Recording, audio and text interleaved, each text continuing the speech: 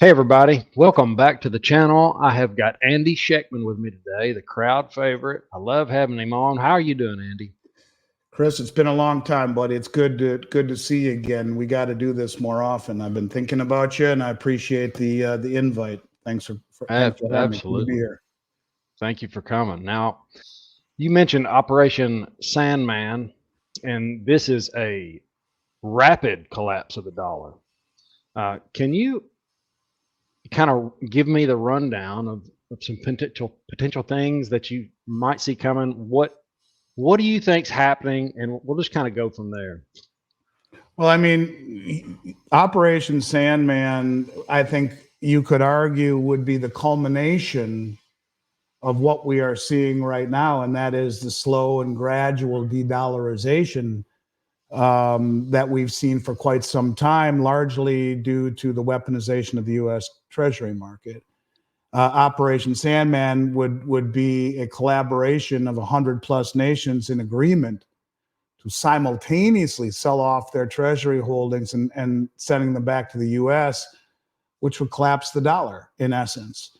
And I think this is something that when you finally implement something as substantial as Operation Sandman, if it is real, you would have to have first really kind of got yourself in position. These nations who have been, accumulating dollars and treasuries forever, largely dollars to buy oil and treasuries. If you were any of the oil producing countries, for sure, that was part of the petrodollar deal, that you sell oil in dollars and then take the excess reserves and put them into treasuries. And that's what a lot of the countries did because, the U.S. forever had this reputation of being stable, solid, the land of the free, rule of law, very liquid. What better place to put your money? And when we saw the weaponization of the dollar against Russia and the outright confiscation of $5 billion in their assets, and worse yet, giving it to the country in the form of weapons that they are fighting a war against, is a line that is very difficult to come back from. So what you have been seeing as a result is a divergence in gold accumulation and interest rates, which normally as interest rates go higher, you would see less gold accumulation and lowering gold prices. But if you look around the world, even as rates have been going higher, the central banks are more prolific in their gold accumulation than ever before, and the price keeps going higher. It's diverging because these sovereign nations, they don't care about positive real yield, or they don't care about a strong dollar. They want the gold.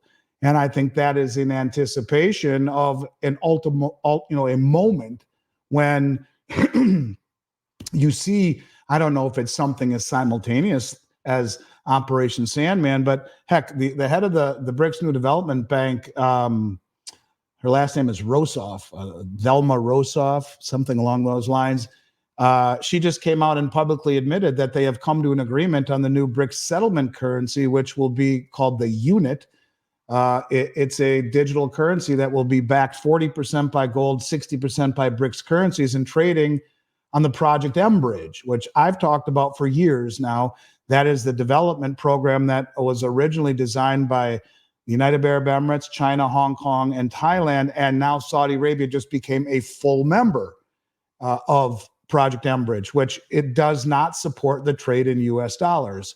So you have the largest oil producing and exporting country on the planet become a full participant in Project M Bridge, which is not applicable to US dollars. And the head of the BRICS New Development Bank saying, yeah, we have a special meeting in September, but the meeting that they just had in Novograd, Russia, just a few weeks ago, at the end of the meeting, where 59 countries have said we're going to join, she said, we've agreed on this in principle on this new settlement unit, which will allow countries to remain autonomous, have their own monetary policy, but then settle in this new settlement unit, trading over the Project M Bridge. And these are the kinds of things that very quickly can turn into a little drip, drip, drip to a bang, the Project Sandman. And those countries who have taken the time to slowly de-dollarize, slowly de-treasurize, slowly strike relationships, from military relationships all the way up to trade relationships and everything in between, have been doing so in a very slow, methodical fashion. And that's one of the things I admire about the way the BRICS do their business. They don't, the people in this country, Chris, seems to be infatuated with instant gratification, and that's not fast enough for most of them. Like where you have to, you watch Bitcoin or you watch Nvidia or you watch Apple. These stocks have made people very wealthy very quickly. And I understand the desire to emulate that, but that's not normal. And my mentor, Richard Russell, who for 60 years wrote the Dow Theory Letter, said if you make 7% a year, you're a rock star. Well, it's interesting that gold over the last 25 years has averaged 9.9%, and yet everyone thinks it's underperformed. It's outperformed everything. It even has outperformed the S&P 500 over that same time frame with dividends reinvested.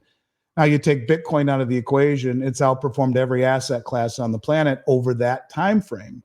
And I would simply say to you that what we are witnessing are all of these pieces being put into place for that all at once moment. But the term logarithmic decay always comes to mind for me, little by little by little by little, then bang, all at once.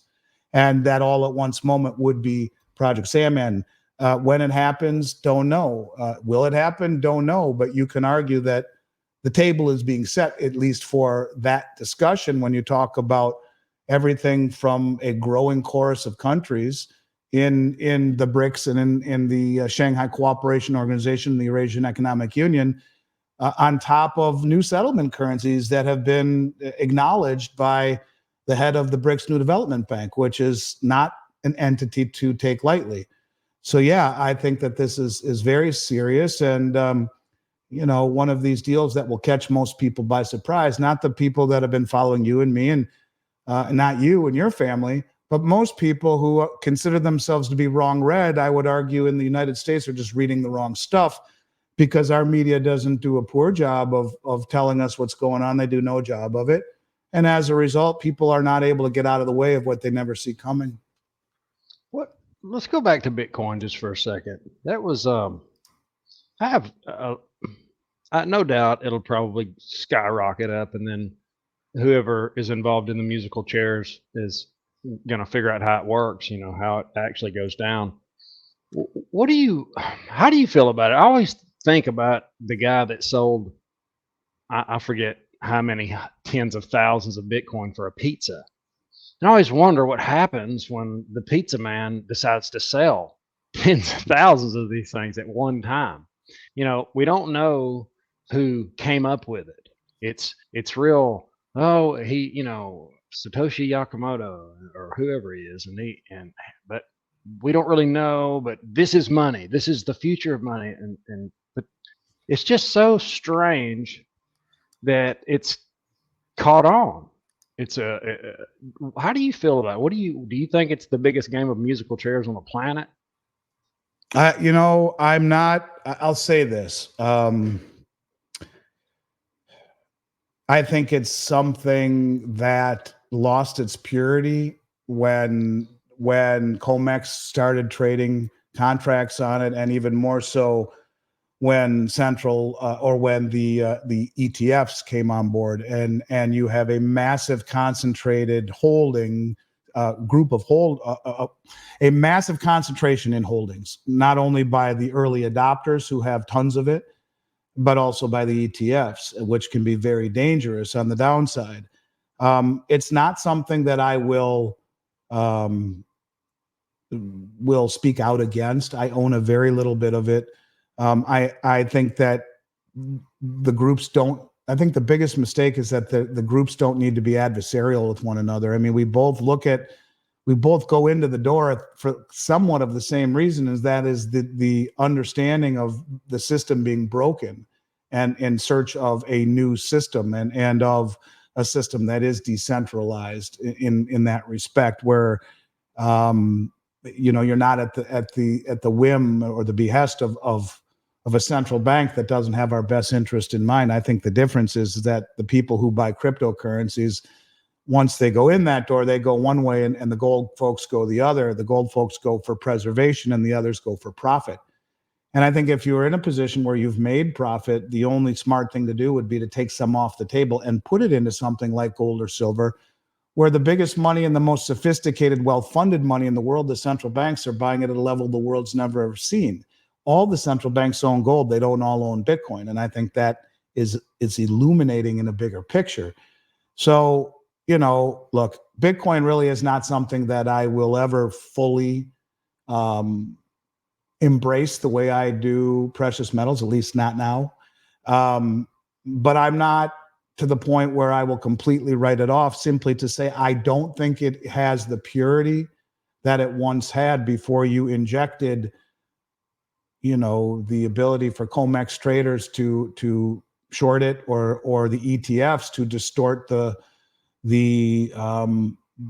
supply demand fundamentals. And if all of a sudden you see an ETF just unload a massive amount, what does it do to the price? To your point, or the early adopters.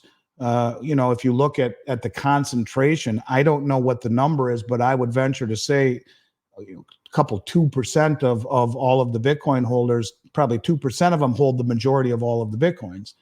So I guess we'll see in the end. But yeah, I think that, it doesn't have the historical precedent that gold does. And there are a lot of things about it that I don't understand.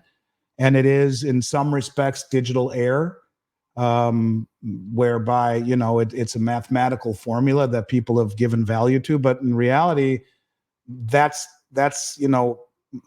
what is gold? It's a piece of metal that people have given value to. So when you have a large enough group of people who say that, yes, this has value, right, wrong, or indifferent, it does. I guess the only thing that I would say in gold's favor is that it's outlived everything the world's ever thrown at it, from 2 world wars to German hyperinflation to the Great Depression to every pandemic to everything. And through all of that, even something that pays no interest, that some would say is a archaic relic of the past, it's being accumulated to a degree the world has never seen by the people who know the playbook, the central banks. They're buying it at a level the world has never seen. And also interesting is that they are removing any and all counterparty risk by taking possession of it. We've seen 30 plus nations repatriate their gold from the Bank of England and the New York Fed. Most recently here in the States, from the New York Fed, which would be the COMEX. You've seen Saudi Arabia and Egypt and Algeria and South Africa and a whole bunch of African countries. You saw India buy 1.5 times the amount of gold they did all of 2024 in the first 4 months of this year, and repatriate all of it plus 100 metric tons they've held since 1991 at the Bank of England. All of these countries would keep their gold at the Bank of England and the New York Fed because they allow immediate access to the LBMA and to the COMEX, and these are very safe, rule of law countries. Well, the weaponization of the treasuries against Russia have opened up the eyes of all of these countries into the wisdom of leaving assets in the custody of the Western central banks, and the wisdom of it, and have chosen to repatriate as a result of it. So, I am not someone who would be the person to ask advice on Bitcoin, but I own just enough of it so that I don't hate myself if it ever goes to the moon 10, 20, 30 years from now. And if I lose all of it, yeah, it would suck, but I don't have enough to where it would ruin my life. And I think that's probably the best I'll ever be on it, to the point where I have acquiesced to the fact that it's still here. After all the years I've been watching it, it's outperformed most everything. And even though inherently I have this pit in my stomach where I don't quite trust it, I've dipped my toe into it and I accumulate little bits of it. But it will never to me represent digital gold. It's a speculative asset. It's not wealth. And I think the world looks at gold differently now. I think it's being remonetized across the globe. The new currency that was just issued by the IMF has a 40% gold, or it's not by the IMF, but it's called the unit, which will be traded on the Project M Bridge, which is part of the BIS, is 40% gold backed.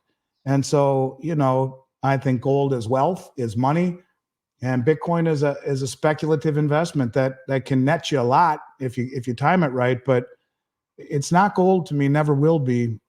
But it's something I won't dismiss. I guess the bottom line is I think our groups should be complementary instead of adversarial. There's no reason to be adversarial. I think anyone's portfolio is stronger. Have a little bit of both. And if you are more heavily involved in crypto, take some of those profits, put it in gold, put it on the sideline. And if everything you have is in gold and silver, take a little bit of it and put it in crypto and leave it there. And, don't look back and say, damn it, I should have put something in there. So I guess the moral of the story is it doesn't have to be all or none. It doesn't have to be mutually exclusive of one another. But I will always be a gold bug at heart, and but maybe smart enough or dumb enough, don't know which one, to dip my toe into the crypto space just very ever so slightly, just because it's been something I've been following, whether I fully believe in it or not. Mass adoption is mass adoption. So the toe's been dipped, but not enough to where if the whole toe gets cut off, I still won't be able to walk. I play musical chairs as well. That's it's a speculation, and it's a way to add to your precious metals holdings. There's no telling what this liquidity sloshing around, where it's going to go. It's going to go. I know where it's going to go. It's going to go to whatever's going up. Right. And Bitcoin has been going up, and I've been in it for about 5 or 6 years, and I have sold it. I'm one of those people that will take advantage of it when it goes up. I don't, hold on to it and watch it go down to the bottom. Now, given the methodical approach you described, the BRICS nations taking, how long do you realistically think the transition away from the dollar could take? I know that is the hardest question on the planet. Timing is elusive. Well, I think the transition away from the dollar has already begun. But I think, when you see Saudi Arabia, you're talking about Project Sandman, right? Well, that's hard to know. Well, it would have to be after the countries involved and I think they will all be part of the BRICS. I think, 59 countries came out of this meeting last week or 2 weeks ago, and Russia said we're joining. I think you have to have a large enough group of countries, safety in numbers, so to speak, before that happens. I don't know when it would be, but I think you can say the fuse has been lit, that Saudi Arabia did not sign the exclusive petrodollar agreement or re-up it. So they are now trading in other currencies, acknowledging it. And now you're seeing the first ever settlement currency that actually I think will be attractive to many nations. And at the same time, you see Saudi Arabia, the linchpin of the dollar hegemony, sign on as a full participant to Mbridge, which is a supplement to the SWIFT system that does not allow for these sanctions. So the pieces are being put into place. And that's the thing. The pieces have to be methodically, the chessboard has to be set up so that when they say checkmate, that it is checkmate. And I don't know when it will be, but that's why I like the term logarithmic decay. The little by little by little by little by little by little, you see it. When is the all at once? Don't know. And to guess would only be a guess, but maybe longer than I had originally anticipated, but shorter than most people would think possible. I guess a lot will be determined. God willing, we have an election in November. We'll see how the outcome of that is. Maybe they're waiting to see how that plays out. But it's inevitable, a move away from the dollar, whether it be slowly and methodically or all at once. It is in motion and it is happening. And I guess only time will tell. I think if you're not a contrarian, Chris, you end up being a victim. And I think that's what you need to start doing, is preparing, whether it be, I know that you have, you grow a lot of your own food and you've been preparing for a long time in other ways, physically, mentally, spiritually, financially, and in terms even of food production and storage and all of those things. Well, that's all part of it. So you've understood the little by little by little. And if the all at once happens, it won't devastate you. But most people have no idea what's coming. I don't know when that will be. And I don't know if it is all at once or a continued gradual erosion. But in either case, I think the trend has already started. And to ignore it would be a mistake. The pity of it all is that most people don't see it because our media does no job whatsoever of telling the world exactly what's happening, or telling this country exactly what's happening. So unless you are seeking alternative media or digging deep the way that I do, 2 to 3 hours a day, every day, 7 days a week, looking for information, you're not going to see what's coming and be ill prepared for it. So I don't know if we see Project Sandman or not, but I do believe that we are on the path to worldwide dollar divestment and treasury supplement or treasury replacement with assets that cannot be sanctioned and or confiscated and weaponized against other countries, especially in the case of Russia, who's in a war with the Ukraine, and we've taken $5 billion in buying munitions to give to the Ukraine to fight Russia. You cross that line, and you've only accelerated this process and emboldened countries to do that Operation Sandman moment. And so I wouldn't put it past the possibility or the realm of logic. Well, I guess only time will tell. You know, the deficit's about 34 trillion. And as we talk about preparing for what's coming, the teenagers that are alive right now that haven't probably paid attention to what's happening yet, they will see it go to 50 trillion. That's the thing. So during this time when things get worse, because there's no doubt this is going to get worse. You know, the government's not going to. There is no way they're spending more on the interest than they are on the military. We're right there. That is so hard for me to imagine. It's not quite there yet, but it will be shortly. Social unrest, people's Social Security, the SNAP, the government funded social safety nets. That probably maybe the number one reason to own precious metals, to kind of hedge against, because you don't own your land, you don't own your house. Everybody thinks you do, but all they have to do is up the taxes, because that's what they're going to do. The generation behind us has to look forward to higher taxes, less government services as they tax you. That's how it rolls out. That's the way it's always been in the past. So why would this be any different? Yeah, now, it wouldn't be. I mean, you talk about a $34.7 trillion debt. That's enough. If you laid dollar bills end to end, it would wrap around the earth 135,000 times. That's 17 times to the sun and back. We are adding $1 trillion in debt every 100 days. It took 200 years to do that the first time. That $35 trillion debt excludes Medicare, Medicaid, Social Security, and government military pensions. Medicare Part B is $99 trillion in the hole. Medicare Part D, which is prescriptions, is $22 trillion. Social Security is $77 trillion. We are insolvent. We're broke. You mentioned the military. The Congressional Budget Office said that by 2031, 100% of tax revenue will go just to pay the interest on the debt and mandatory entitlements like Social Security. That doesn't take into account the 18 million people that have come in this country illegally who need to be clothed and housed and fed and education and medical, which will only accelerate and make those numbers a lot less in terms of time frame.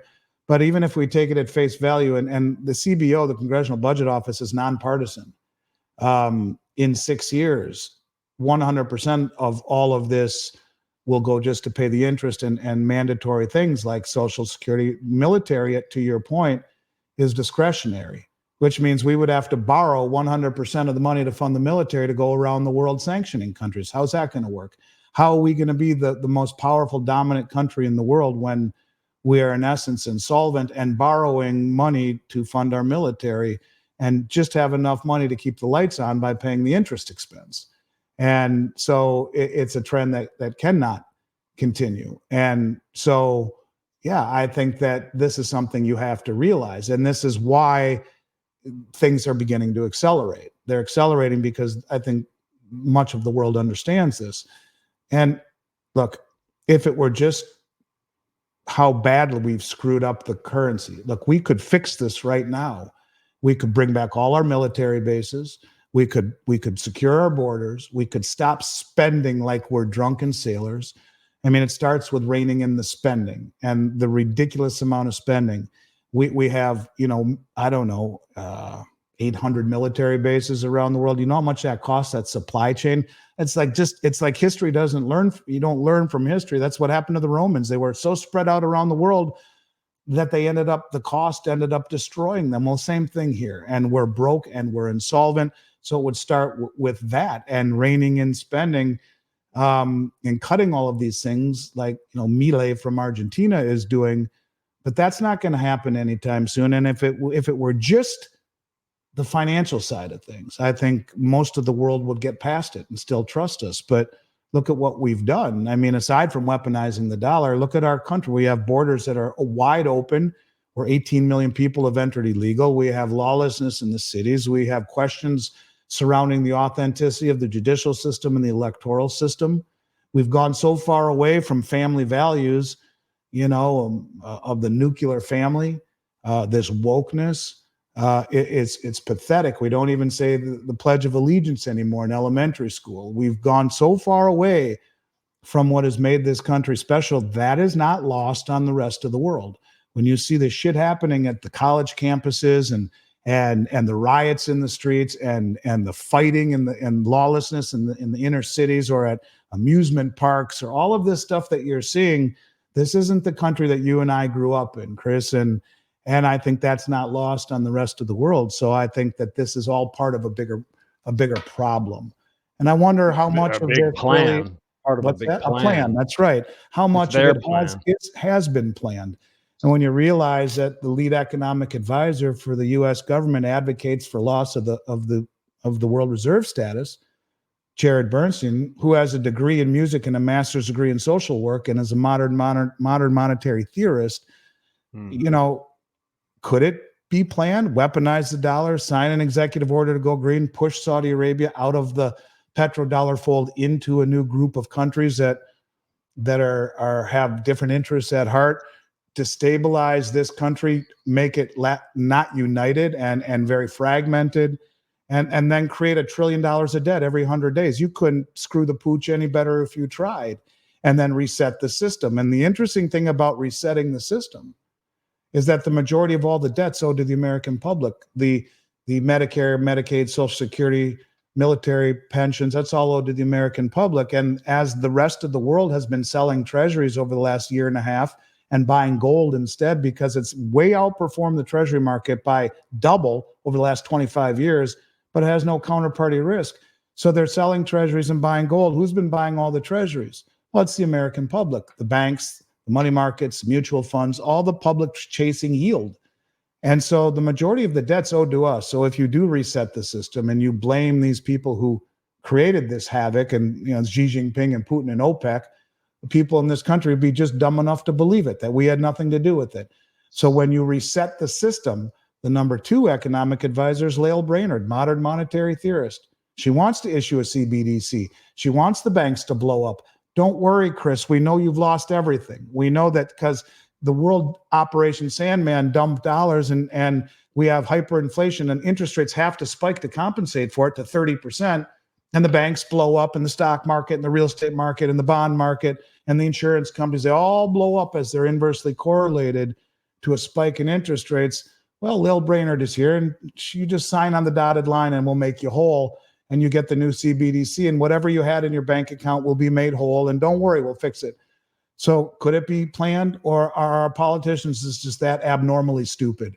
And I would say it's too stupid to be stupid. It is planned. And that's why our actions at home are equally as devastating to our image and our reputation of a country that embraces the law and equal law or equal application of the law, who embraces immigration and assimilation and contribution, who embraces an electoral system that is fair. And all of these things are now questioned, and that is incentivizing and emboldening even more these countries when they look at the weaponization of the dollar, the massive amount of debt creation that keeps increasing unabated. Yeah, I think it's time to be a contrarian. To try and time it is about as stupid can be. You have to just realize it for what it is and start in a very methodical fashion doing all you can to prepare as if a hurricane is coming, both literally and figuratively. Hurricane coming in the respect, get your house in order, become a prepper, even if you don't want to, reluctantly prepare for what could come. No different than spending, lots of money on homeowners policy. You don't come home and say, damn it, I just paid my premium, my house is still standing. You don't want it to happen, but you're damn glad you have it if it does. And financially, become a contrarian. If you are fully invested in dollars, you're destined to go broke if this happens. So start to do what the central banks are doing, and that is to de-dollarize and buy real assets, commodities. Physical possession of them helps. If you own cryptocurrencies, take them off the exchanges. Hold them yourself. If you own physical metals and it's not in an IRA, bring them home. Take possession of it. Hold it yourself. If it's in the IRA, remember, you have the ability to distribute it as a taxable event, but the counterparty risk is something that I think will take center stage as this starts to unfold. So the removal, to whatever degree you can, of that counterparty risk is probably in your best interest in a very proactive rather than reactive manner. The people in the community that have rolled their IRAs into self-directed IRAs and put them into precious metals through Stacey. By the way, Stacey's a broker for Miles Franklin. This is how I know Miles Franklin, is through Andy. I used to deal with Andy directly years and years ago, and we have a relationship now, and that's who I wanted to be a broker for. I wanted to be in the middle of when people get out of their fiat currency into real money. I wanted to help people get in there. And guys, always get 3 bids. You can get the price list from Stacey. All you have to do is text that number, your address, your email address, or you can just text her and say, hey, I'd like the price list, and we'll give it to you, and you can shop around with that. The important thing is to have it. That way, And Chris, to that point, and I like that, but remember, the prices that Stacey will give you will be different than what's quoted on the website. On our Miles Franklin website, we only list prices up to $10,000, but no matter what you're spending, if you request Stacey's price list, it will be one that is far more competitive than what is listed on the website. And that's part of the model that I have, where I want the people who represent Miles Franklin to have the latitude to be able to give the best prices and the best service and to do all of these things. So when you reach out to her, understand the list that she will send you will be as good or better than anywhere in America. So if 5% of these people want to screw with this country, well, ask yourself, and these are the things that people don't think about. But you do. And for what you're saying, it's an honor to be here, an honor to call you a friend, honor to work with you and Stacey. And it's been a great experience. I remember the first time I spoke with you when you were a client. And I just am very appreciative of the relationship and the way that you speak highly of my company. And I can't think of anyone that would be better to represent it than you and your lovely wife, Stacey. So thank you very, very much. And I mean that. And look forward to picking up where we left off, hopefully not too far down the road. We should do this far more often. In the meantime, I wish you and your family and everyone else out there a happy 4th. And, as the Chinese curse says, may we live in interesting times. These are. So prepare like they are, and get out of the way of what's coming. And you might not only survive, but actually thrive if you position yourself the right way, as Chris is saying. So again, thanks, buddy. And I look forward to doing it again soon. Absolutely. Have an awesome, awesome day. You too. We'll see you in the next one. Later, buddy.